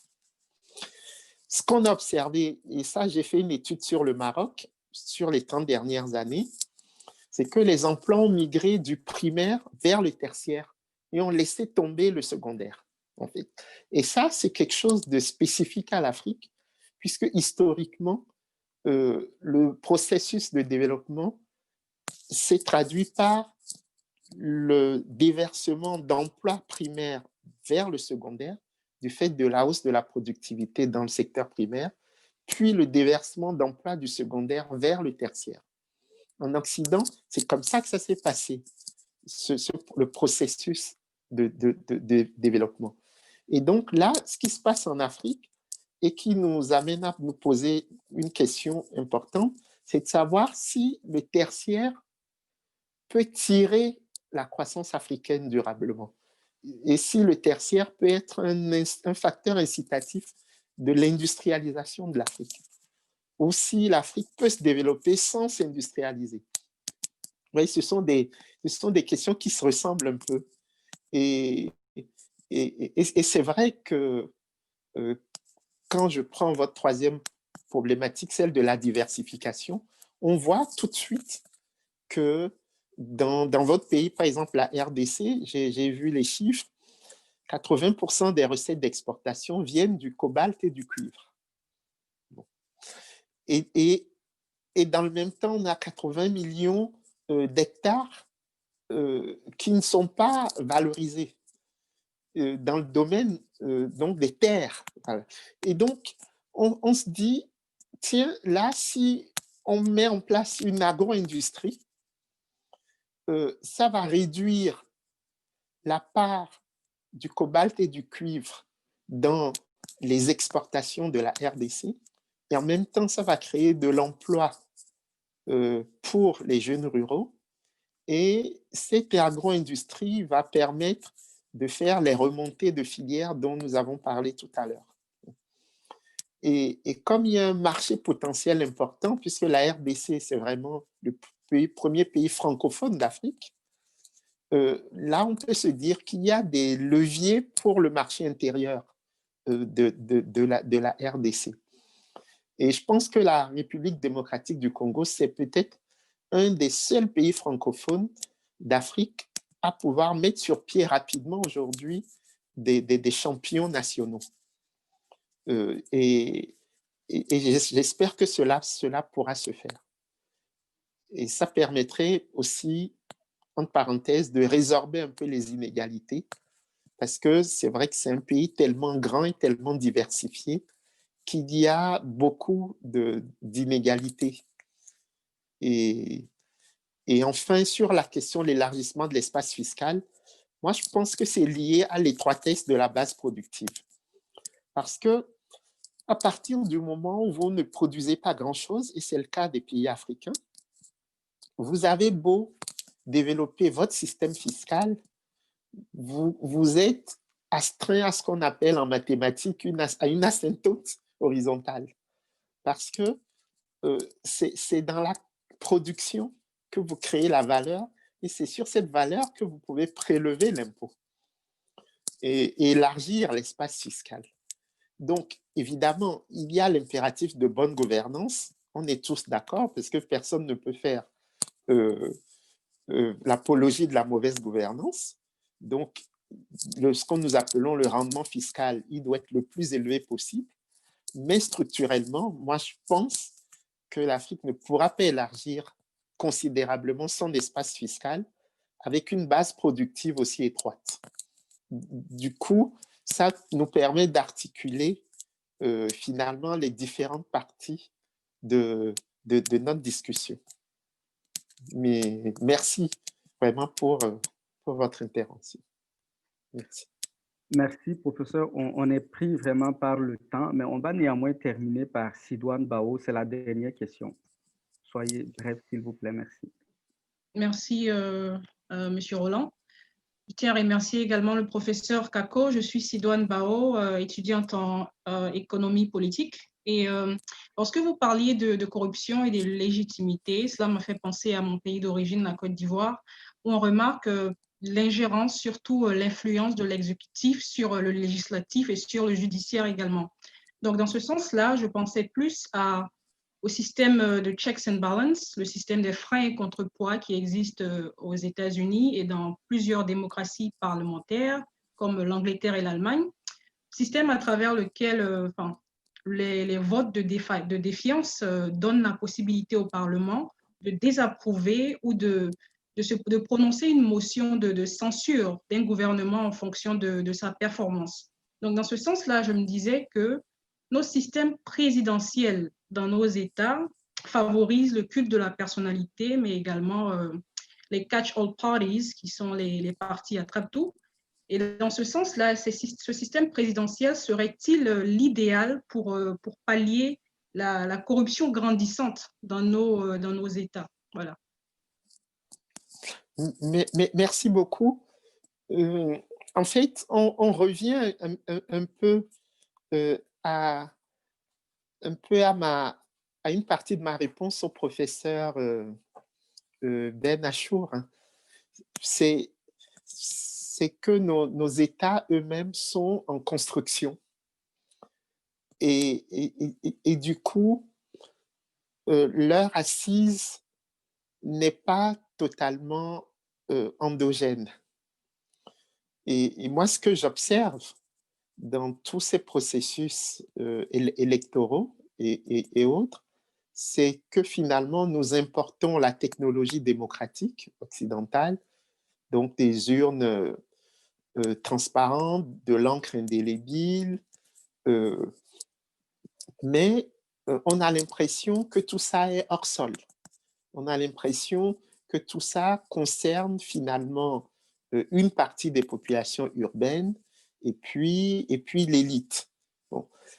Et cette élite elle-même, elle est tellement restreinte que finalement, tout le monde connaît tout le monde. Ce qui fait que la séparation des pouvoirs, elle est très, très difficile à observer parce que on est quand même dans des systèmes endogamiques. Voilà. Et donc, moi, je crois que l'enjeu pour nous, c'est vraiment construire des formes de légitimité du pouvoir. Vous voyez, nous sommes dans des systèmes tellement hybrides qu'il est compliqué de dire si le régime présidentiel est le meilleur ou s'il faut un régime parlementaire. Moi, ce que j'observe, c'est que vous avez une percolation de logiques qui sont souvent différentes. Dans certaines communautés africaines, le chef ne connaît pas son successeur de son vivant. C'est interdit. Et donc, ça veut dire que c'est un pouvoir à vie. Et quand vous prenez la démocratie occidentale avec le système de limitation de mandat, vous voyez tout de suite ce que ça peut créer comme difficulté pour des gens qui sont au pouvoir et qui ont peut-être comme référent l'idée du chef qui ne doit pas connaître son successeur de son vivant, d'abandonner le pouvoir. Et ça rend aussi difficile le travail même des contre-pouvoirs parce qu'au fond d'eux, il y a la vénération du chef, qui est quelque chose qui est une sorte d'héritage culturel. Et en plus, comme je le disais tout à l'heure, comme vous avez plusieurs communautés qui se retrouvent, sans l'avoir forcément voulu, dans des mêmes espaces, et que ces communautés n'ont pas la même façon de fonctionner, la manière dont la chefferie fonctionne en pays Mossi n'est pas la manière dont la chefferie fonctionne en pays Bamileke au Cameroun, ni en pays Bissa. Et donc, vous voyez tout de suite que nous avons du travail à faire qui dépasse les questions de ce que j'appelle l'importation de la technologie démocratique occidentale. Donc, nous devons construire progressivement, mais avec toute la rigueur nécessaire et la pédagogie requise, des modes de représentation qui soient beaucoup plus endogènes et qui pourront donner au fond la légitimité à nos dirigeants. Parce que comme je le disais tout à l'heure, à partir du moment où nos dirigeants ne nous rendent pas compte, il n'y a pas de raison qu'ils soient exemplaires vis-à-vis de nous. Mais je peux vous dire qu'ils sont exemplaires vis-à-vis des puissances vis-à-vis desquelles ils rendent compte. Et c'est pour ça que dans mon ouvrage « L'improvisation économique en Afrique de l'Ouest », je disais que pour n'importe quel observateur de la manière dont la gouvernance fonctionne en Afrique, on a l'impression que c'est une série d'improvisations. mais c'est parce que nous n'avons pas le bon logiciel. Ces gens ne nous rendent pas compte. Mais quand vous prenez le bon logiciel, vous voyez qu'il n'y a absolument aucune improvisation dans leur manière de faire. Ils savent exactement les règles du jeu auquel ils s'adonnent. Donc, pour ne pas être trop long, je pense que votre constat est fondé, mais la réponse va être beaucoup plus complexe du fait de cette hybridation institutionnelle qui caractérise nos États et nos sociétés. Merci beaucoup. Merci beaucoup, professeur. On arrive au terme de cette conférence. Je ne sais pas si le professeur Rémi Bachan, avec qui on a pensé, construit, organiser cette série de conférences, veut prendre le mot de la parole. Je dirais deux mots. C'est la troisième conférence qu'on a. En fait, la seconde, là, on a eu 2 intervenants, dont Yad Ben-Achour, donc 4 interventions que j'ai trouvées extraordinaires. Je suis très heureux qu'on ait eu cette idée-là. Je remercie Roland et Benjamin d'avoir été à l'avant-garde de l'organisation. J'étais un peu derrière eux pour leur donner des conseils, des coups de main, mais sans plus, c'est eux qui ont été les instigateurs, là, les véritables investigateurs. Merci à vous deux. Merci à Kako, à Yad aussi, qui sont intervenus dans leurs interventions extraordinairement intéressantes. J'espère qu'on va avoir l'occasion de remettre ça avec Roland et Benjamin et d'autres qui voudront se porter volontaires. Voilà. Merci beaucoup. Alors, merci. Donc, c'est la fin. Sachez que la conférence a été enregistrée et on va pouvoir les retrouver plus tard sur le site du département. Merci. Grand merci. Merci, et professeur. à bientôt. Merci, professeur. Merci à vous. Et au plaisir. Merci. Merci. Merci tout le monde. À bientôt. Merci. Bravo. Oui, ben